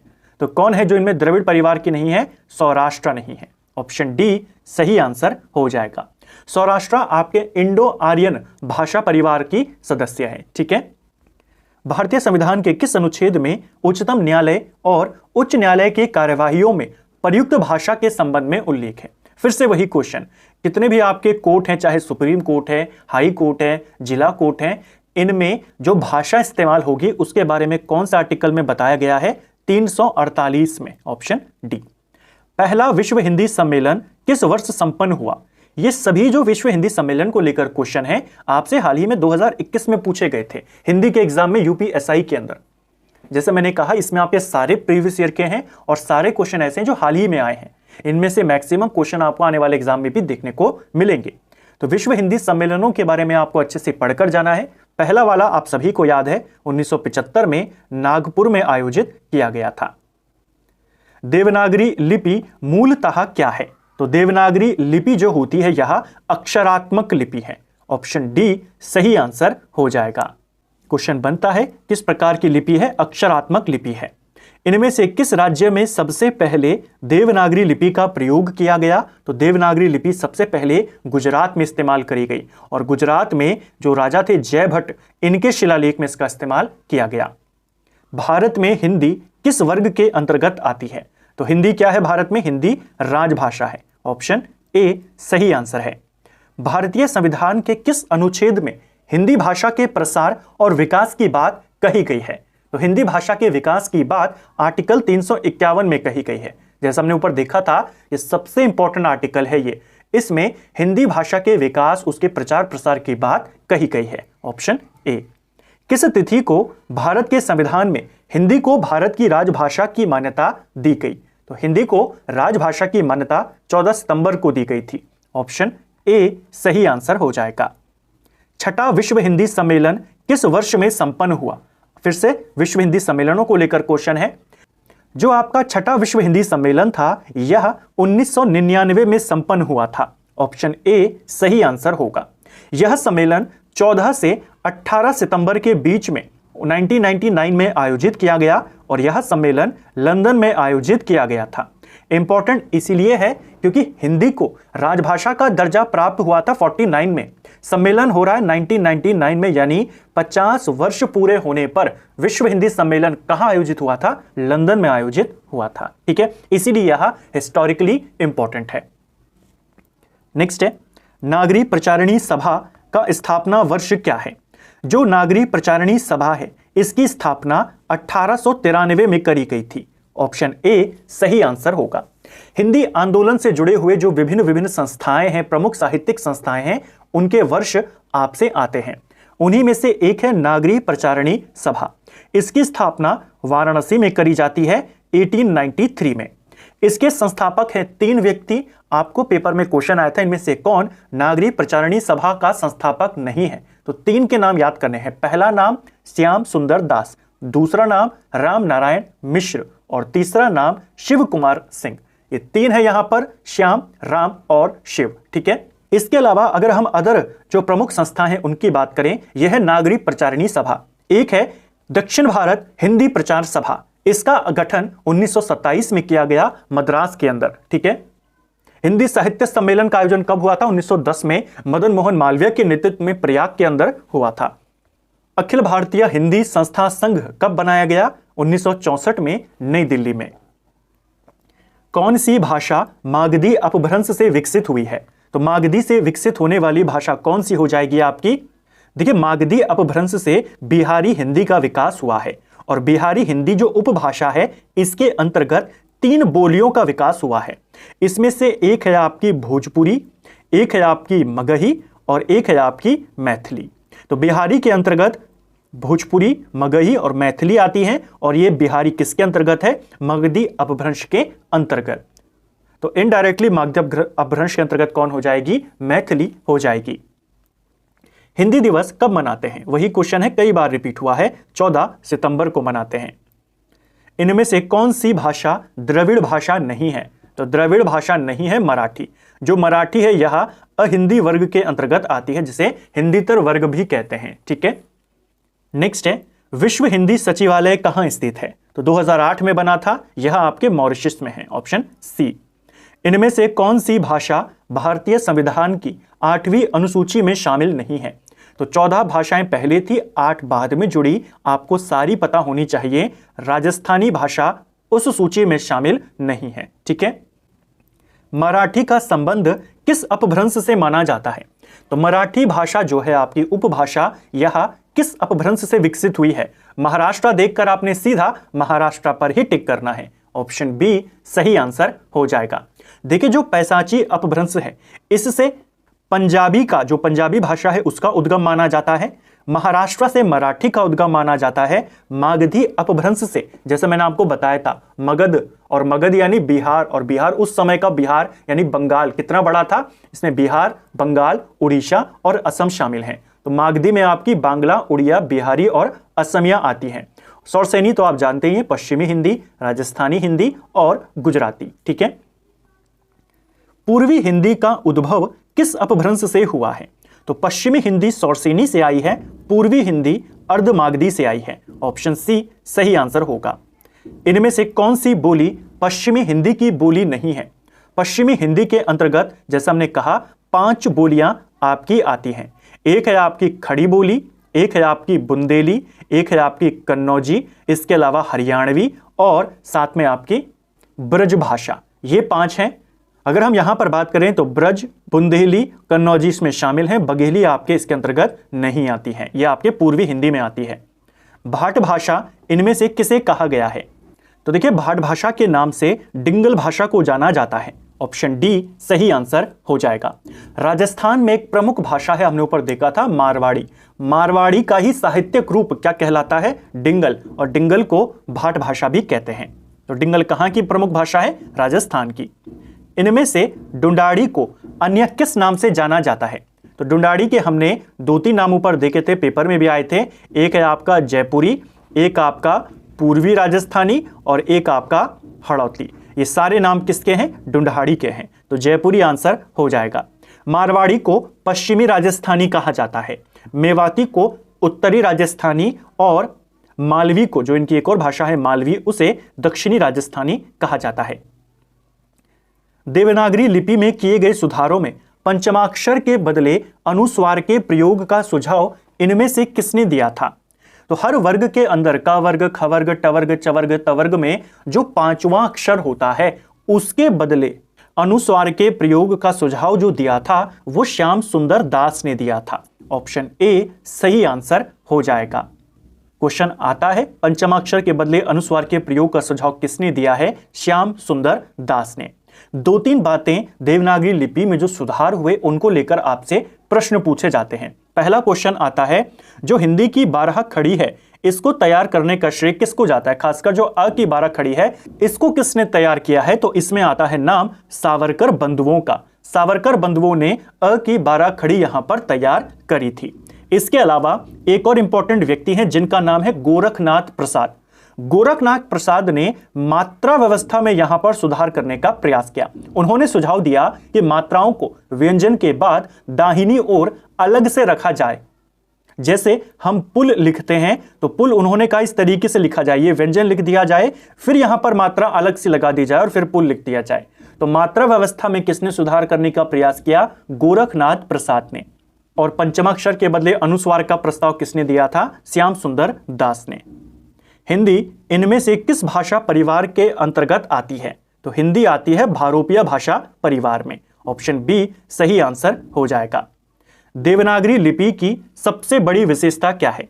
देखिए, देवनागरी लिपि की सबसे बड़ी विशेषता है इसका सर्वाधिक वैज्ञानिक लिपि होना और एक ध्वनि के लिए एक संकेत होना। ऑप्शन डी सही आंसर है।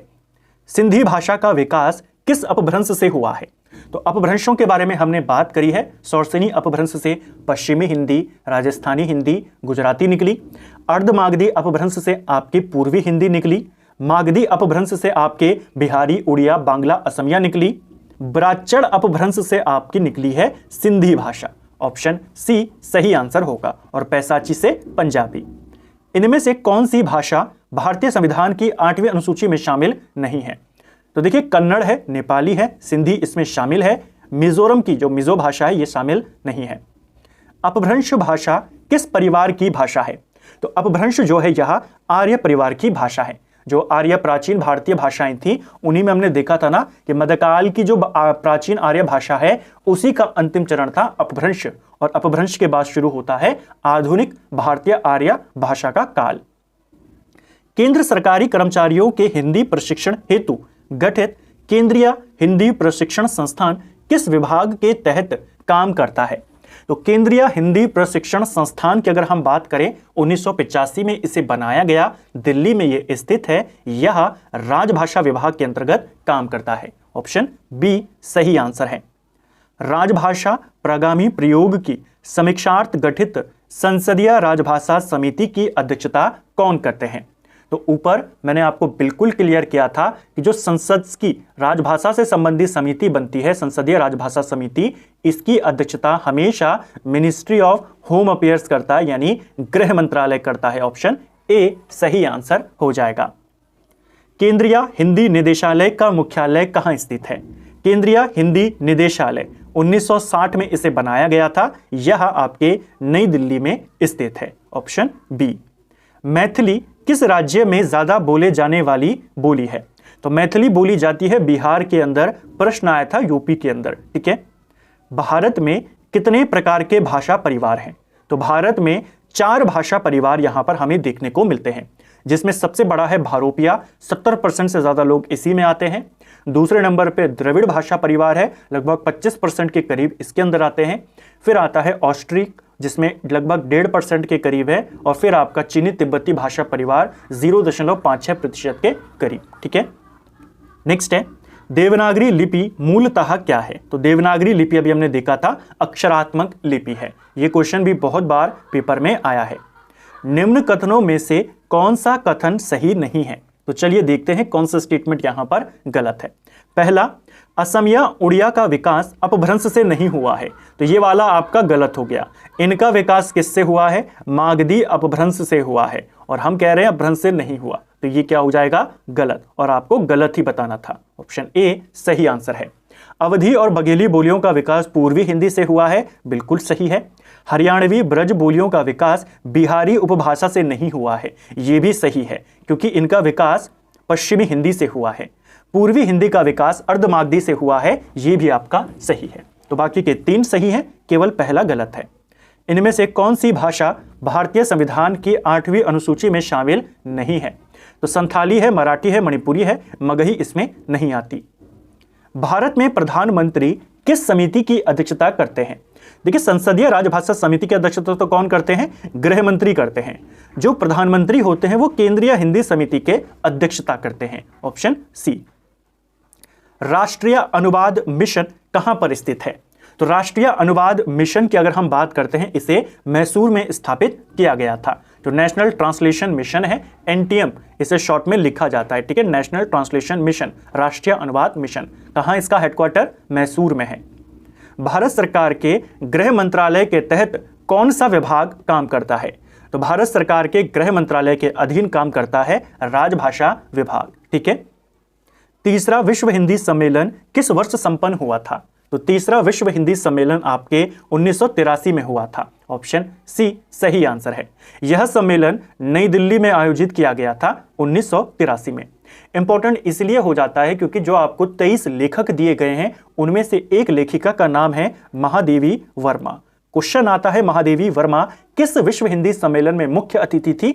इसी वाले में, 1983 वाले में। ठीक है, छठा विश्व हिंदी सम्मेलन कहां पर संपन्न हुआ? तो छठा विश्व हिंदी सम्मेलन, जो भी मैंने कहा ना कि 50 वर्ष पूरे होने के उपलक्ष्य में, तो 50 वर्ष पूरे होने के उपलक्ष्य में सम्मेलन 1999 में हुआ था, छठा वाला, और ये लंदन में हुआ था। Option A. अवधि किससे संबंधित है? तो अवधि अब आपको अच्छे से याद हो गई होगी, यह पूर्वी हिंदी से संबंधित है। इस सीरीज में इसीलिए मैंने नंबर ऑफ एमसीक्यूज को ज्यादा रखा है ताकि आपकी अच्छे से प्रैक्टिस हो। एक जैसे क्वेश्चंस को आप इतना प्रैक्टिस कर जाएं कि आपको यहीं पर वो सारी चीजें याद हो जाएं।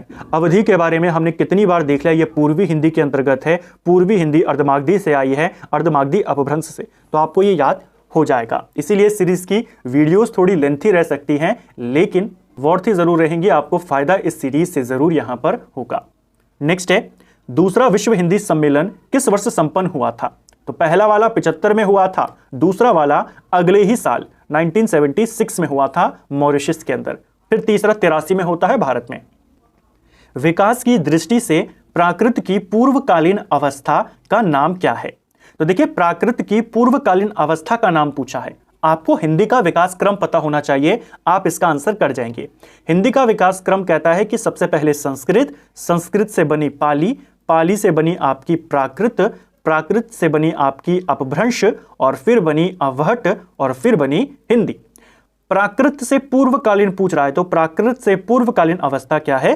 पाली है। ऑप्शन ए सही आंसर हो जाएगा। पाली को भारत की पहली देश भाषा माना जाता है। अगर आपसे क्वेश्चन आए भारत की पहली देश भाषा कौन सी है, तो आप कहेंगे पाली है। पाली को सबसे पुरानी प्राकृत भी कहा जाता है। ठीक है, बेसिकली जो ये आपकी प्राकृत है, तीन भाषाएं यहां पर इंपॉर्टेंट है, पाली, प्राकृत और अपभ्रंश। पाली को प्रथम प्राकृत कहते हैं। प्राकृत को, जो आपकी ओरिजिनल प्राकृत है, उसे द्वितीय प्राकृत कहते हैं। प्रथम प्राकृत पाली को कहते हैं और तीसरी प्राकृत अपभ्रंश को कहते हैं। तो इनके अन्य नाम भी आपको याद करने हैं। ठीक है, पूर्वी हिंदी की दो बोलियों का सही युग्म इनमें से कौन सा है? तो पूर्वी हिंदी की दो बोलियां बतानी है, कौन कौन सी हैं? बघेली, अवधी, छत्तीसगढ़ी। कहीं पर दिख रहा है छत्तीसगढ़ी और अवधी, यहां पर ऑप्शन डी हो जाएगा। तीसरी है बघेली। लहंदा का विकास किससे हुआ है? जो लहंदा भाषा है, इसका विकास आपके पैशाची अपभ्रंश से माना जाता है। ऑप्शन बी सही आंसर होगा। पंजाबी की उत्पत्ति भी इसी से हुई है और लहंदा का भी इसी से माना जाता है। पांचवां विश्व हिंदी सम्मेलन कहां संपन्न हुआ था? तो पांचवां विश्व हिंदी सम्मेलन पोर्ट ऑफ स्पेन में हुआ था, त्रिनाथ के अंदर। ठीक है, ऑप्शन बी सही आंसर हो जाएगा। नेक्स्ट है, मागधी अपभ्रंश से विकसित बोली कौन सी है? तो मागधी अपभ्रंश से बनी है आपकी मगही। Option D. पाली भाषा का अन्य एक नाम क्या है? तो जैसा मैंने आपको कहा, पाली, प्राकृत और अपभ्रंश, इन तीनों को आपने खास याद करना है। इन तीनों के अन्य नाम, जो पाली है उसे प्रथम प्राकृत कहते हैं, इसको द्वितीय प्राकृत कहते हैं, और अपभ्रंश को तृतीय प्राकृत कहते हैं। तो पाली का अन्य नाम प्राकृत भी है। ऑप्शन बी सही आंसर हो जाएगा। ठीक है, और पाली को क्योंकि प्रथम प्राकृत कहते हैं, तो सबसे पुरानी प्राकृत कौन सी है? पाली है। ठीक है, काशिका किस क्षेत्र की बोली को कहा जाता है? तो हमने ऊपर भी बात करी थी, काशिका। काशिका बोली आपके काशी के क्षेत्र में जो बोली जाती है उसे कहते हैं, यानी बनारस। Option D. निम्नलिखित में से किस भाषा को 92वें संशोधन अधिनियम के द्वारा 2003 के तहत संविधान की 8वीं अनुसूची में शामिल नहीं किया गया? तो किसको नहीं किया गया और किसको किया गया? 2003 में 92वां संशोधन होता है। इसके तहत 4 भाषाओं को, जिसमें आपकी एक थी डोगरी, एक थी आपकी बोडो, इसके अलावा एक थी आपकी संथाली और एक आपकी मैथिली, इन 4 को संविधान में जोड़ दिया गया जो 8वीं अनुसूची थी। तो मैथिली को जोड़ा, संथाली को जोड़ा, डोंगरी को जोड़ा, चौथी बोडो है, तमिल नहीं है। ऑप्शन बी सही आंसर है।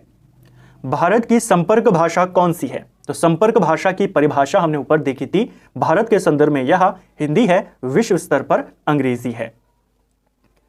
आधुनिक भारतीय आर्य भाषा के उदय के पूर्व आर्य भाषा का कौन सा रूप विद्यमान था? देखिए, आर्य भाषाओं का अगर हम विकास की बात करते हैं तो हमने ऊपर देखा था 1500 ईसा पूर्व से आर्य भाषाओं का विकास यहां पर शुरू हुआ। सबसे पहले प्राचीन आर्य भाषाएं चली, फिर आई आपकी मध्यकालीन आर्य भाषाएं और फिर आई आधुनिक आर्य भाषाएं। आपसे पूछा है आधुनिक आर्य भाषाओं से पहले कौन सी भाषा चल रही थी? तो आधुनिक आर्य भाषा से पहले मध्यकालीन भाषाएं चल रही थी।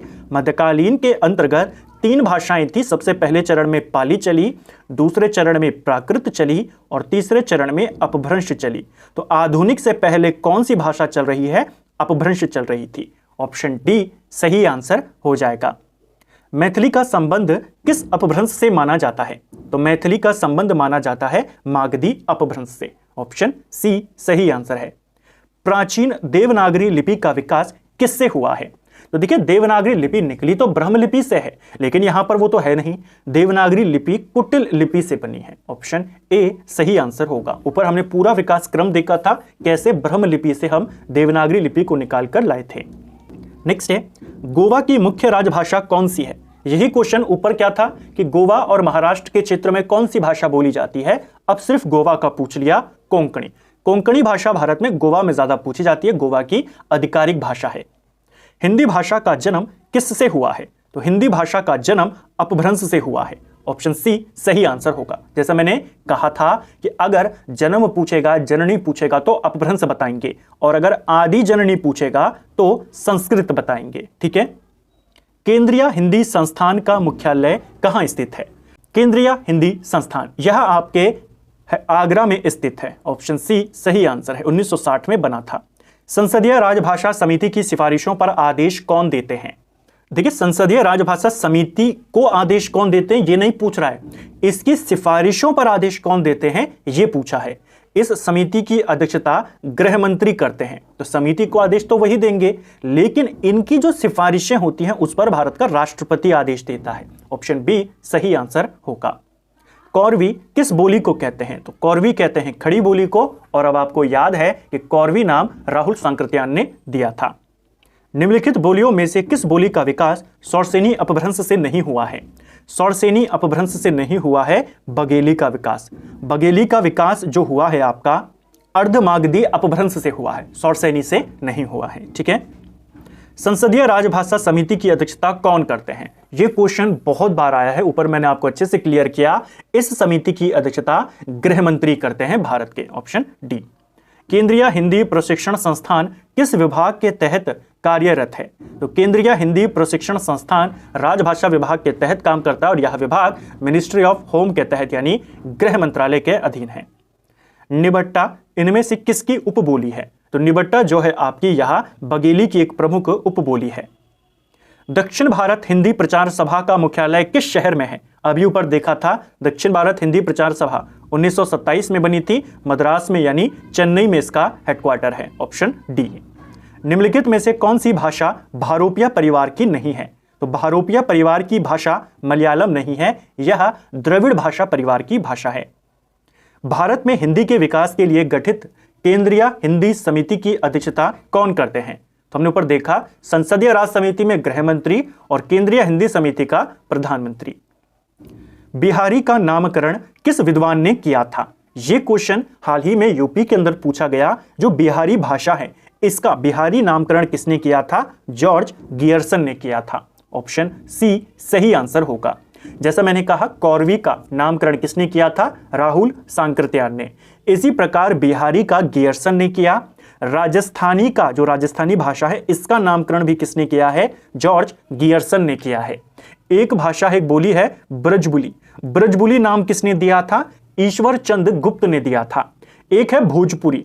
भोजपुरी नाम किसने दिया है भाषा को? भोजपुरी का नामकरण ये किया था रेमंड के द्वारा। इसका नाम ध्यान रखेंगे। कोलब्रुक की बात करें, कोलब्रुक ने मैथिली का नामकरण किया है। जो मैथिली भाषा है इसका नामकरण कोलब्रुक ने किया है। डिंगल जिसके बारे में हमने ऊपर बात करी, जिसे भाट भाषा कहते हैं, डिंगल का नामकरण बांकीलाल ने किया था। ठीक है। किस किस भाषा का नामकरण किसने किया है वो आपको पता होने चाहिए, इनको नोट जरूर करें। ब्रज भाषा इनमें से किस रूप में सर्वाधिक प्रसिद्ध है? तो ब्रज भाषा सबसे ज्यादा काव्य भाषा के रूप में मानी जाती है। पूर्वी हिंदी का विकास किस अपभ्रंश से हुआ है? तो पूर्वी हिंदी अर्धमागधी से आई है और पश्चिमी हिंदी सौरसेनी से आई है। इनमें से किस विद्वान ने अपभ्रंश के लिए पुरानी हिंदी शब्द का प्रयोग किया? तो अपभ्रंश से ही निकली है हिंदी। अपभ्रंश को पुरानी हिंदी किसने कहा? यह कहा था चंद्र शर्मा गुलेरी ने। जो चंद्रधर शर्मा गुलेरी थे, इन्होंने कहा था। Option D. खड़ी बोली या कौरवी का उद्भव सौरसेनी अपभ्रंश के निम्नलिखित में से किस रूप से हुआ है? खड़ी बोली, कौरवी बोली सौरसेनी अपभ्रंश के उत्तरी रूप से निकली है। ऑप्शन बी सही आंसर है। भारतीय संविधान के अनुसार हिंदी के साथ साथ अंग्रेजी का प्रयोग कितने वर्षों तक करने का सुझाव था? यह था 15 वर्षों तक। 343 में यह बात कही गई थी, हालांकि बाद में से अनिश्चित काल के लिए बढ़ा दिया। इनमें से किस राज्य की मुख्य राजभाषा हिंदी नहीं है? तो हिंदी कहां की नहीं है? असम की नहीं है, क्योंकि यहां पर असमिया है। ठीक है। भारत में भाषा के आधार पर सर्वप्रथम किस राज्य का गठन किया गया? तो भाषाई आधार पर सबसे पहले आंध्र प्रदेश का गठन होता है 1953 में। भारत में राज्यों के पुनर्गठन के ऊपर, विभिन्न केंद्र शासित प्रदेशों के गठन के ऊपर, राज्यों के विलयों के ऊपर ऑलरेडी एक डिटेल्ड वीडियो हमारा बना है, राज्य पुनर्गठन। उसको आप प्लेलिस्ट से देख सकते हैं, संविधान वाली सीरीज से। मागधी अपभ्रंश से संबंधित भाषा कौन सी है? तो मागधी यानी मगध, और मगध में बिहार, असम, उड़ीसा और बंगाल। तो कौन सी है? बंगाल, बांग्ला। ऑप्शन बी सही आंसर है। विकास की दृष्टि से अपभ्रंश की पूर्वकालीन अवस्था का नाम क्या है? तो अपभ्रंश की पूर्वकालीन अवस्था यानी प्राकृत, प्राकृत की पूर्वकालीन यानी पाली, और पाली की पूर्वकालीन यानी संस्कृत। नेक्स्ट है, अपभ्रंश में कितने स्वर मौजूद थे? हिंदी अपभ्रंश से बनी है। अपभ्रंश में आपके 8 स्वर होते थे। ऑप्शन सी सही आंसर होगा। जो अपभ्रंशित भाषा थी, इसमें आपका आ हो गया, दूसरा वाला आ हो गया, इसके अलावा दोनों ई हो गए, दोनों ऊ हो गए, ये सारे इसमें स्वर माने जाते थे। और 2 स्वर होते थे, एक ये और एक ये 8 स्वर थे अपभ्रंश के अंदर, और इन्हीं 8 स्वरों को वर्तमान में मूल स्वर भी कहा जाता है। जो 2 अन्य स्वर हैं, जिसमें आपका एक ए आता है और एक औ आता है, ये दोनों के दोनों संयुक्त स्वर कहलाते हैं। तो ये मूल स्वर ही पहले आपके अपभ्रंश में होते थे। क्वेश्चन बना है पेपर में, अपभ्रंश में कितने स्वर मौजूद थे? आप कहेंगे वर्तमान के मूल स्वर कितने हैं? 8। वर्णमाला के बारे में, स्वर के बारे में, व्यंजनों के बारे में डिटेल में हम अगले वीडियो में बात करेंगे इसी सीरीज के अंतर्गत। उसमें भी हम इतनी प्रैक्टिस कर जाएंगे, इतने कॉन्सेप्ट क्लियर कर जाएंगे कि आपका वर्णमाला का टॉपिक भी अच्छे से रिवाइज हो जाएगा। हिंदुस्तानी भाषा का रूप क्या है? तो हिंदुस्तानी भाषा का रूप है हिंदी उर्दू मिश्रित भाषा। भाषा की सबसे छोटी इकाई को क्या कहते हैं? देखिए, भाषा की सबसे छोटी सार्थक इकाई को शब्द कहते हैं। सिर्फ सबसे छोटी इकाई पूछेगा उसे वर्ण कहते हैं। ब्रज भाषा का विकास किस अपभ्रंश से हुआ है? तो ब्रज भाषा पश्चिमी हिंदी से निकली है, और पश्चिमी हिंदी सौरसेनी अपभ्रंश से। Option B. इनमें से किस भाषा की मुख्य बोली विष्णुपुरिया है? तो विष्णुपुरिया किसकी प्रमुख उपबोली है? यह असमी की है। Option D. सौरसेनी अपभ्रंश से विकसित भाषाओं का सही क्रम क्या है? तो बताना है, यहां पर 4 भाषाएं दी हैं। कौन कौन सी? सौरसेनी से निकली है। पंजाबी तो आप देखते ही बता देंगे, ये पैशाची से निकली है। बांग्ला आप जानते हैं मागधी से निकली है। बची सिर्फ 2, पहली और दूसरी आपकी सौरसेनी से निकली है। ठीक है। भारतीय भाषा परिषद कहां पर स्थित है? तो भारतीय भाषा परिषद कोलकाता में स्थित है। ऑप्शन ए सही आंसर हो जाएगा। और आज की वीडियो का अंतिम प्रश्न, अंतर्राष्ट्रीय मातृभाषा दिवस कब मनाते हैं? हमने राष्ट्रीय हिंदी दिवस देख लिया 14 सितंबर को, विश्व हिंदी दिवस देख लिया 10 जनवरी को। यह अंतर्राष्ट्रीय मातृभाषा दिवस ये हर साल 21 फरवरी को मनाया जाता है। ऑप्शन बी सही आंसर हो जाएगा। तो इसको भी आपने यहां पर याद करना है।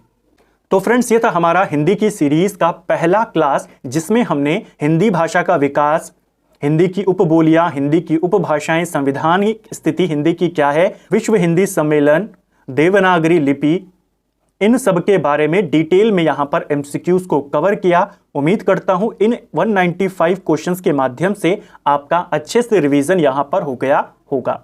इसी प्रकार हम कोशिश करेंगे आने वाले दिनों में हिंदी की क्लासेस आपको देने की, ताकि एग्जाम तक मैक्सिमम हिंदी का पोर्शन हम कवर कर सकें। ज्योग्राफी और संविधान की क्लासेस भी आपको रेगुलर बेस पर मिलती रहेंगी, उसमें भी हम लगभग 80% दोनों में कवर कर चुके हैं। जल्द आपको उनकी क्लासेस भी यहां पर देखने को मिलेंगी। उम्मीद करता हूं आपको आज का वीडियो पसंद आया होगा। वीडियो आपको कैसा लगा कमेंट बॉक्स में हमें जरूर बताएं।